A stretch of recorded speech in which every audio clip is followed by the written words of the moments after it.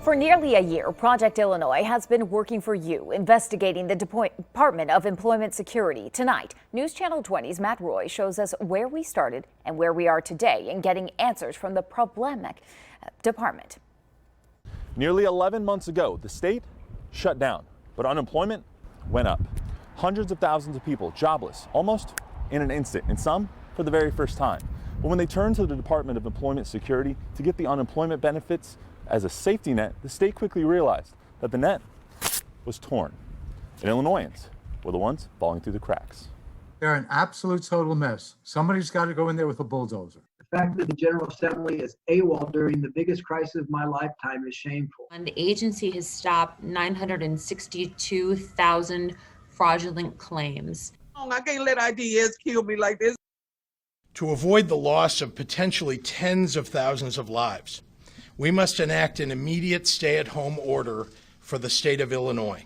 The move that sent hundreds of thousands of people to the unemployment lines. But IDES had also shut their doors because of COVID-19, forcing thousands of people to line up virtually in call centers and online, overwhelming a system that was unprepared and underfunded for years. I'm just praying that something comes through for us, because this is just really, to me, is devastating, because I just don't know what to do. We have 173 people working in the call center. We get 250,000 calls per day. And with the pressure on, the department began to falter. Even one sending nearly $12,000 to a California woman who had never lived nor worked in the land of Lincoln.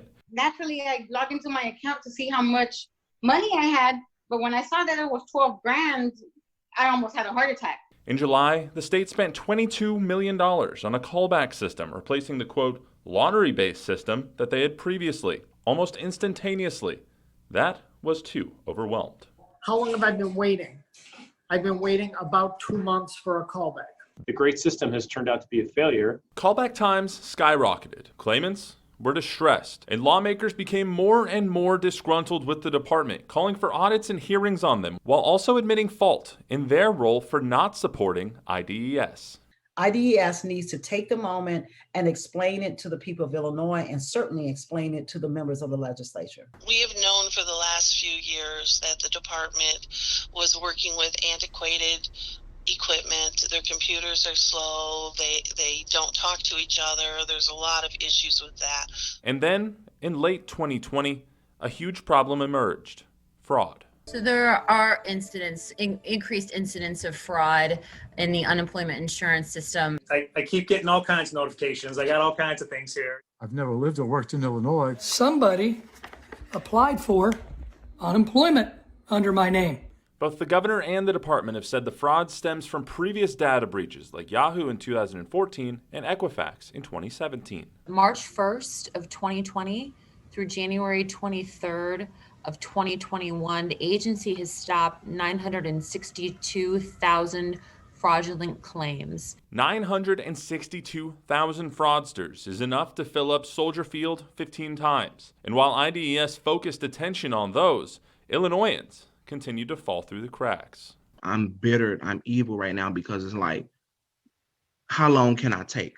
How much can I take from this? I don't know what's going on. I gotta leave it alone. It's killing me. So where are we now? Well, the Illinois Senate just had 2 hearings on the department. The Illinois Attorney General has put together a task force to help deal with the fraud issue. And Governor J.B. Pritzker is asking the General Assembly to allocate more federal funds to the department instead of defunding them like previous governors and General Assemblies have in the past. So this never happens again. But we'll have more on that for you tomorrow. For now, reporting in the state capitol, I'm Matt Roy. All right, thank you, Matt. And as he just mentioned, join us tomorrow for part 2 of our series on the IDES. Matt's going to look at the next 11 months, where the department is now and what can be done to fix the ongoing issues.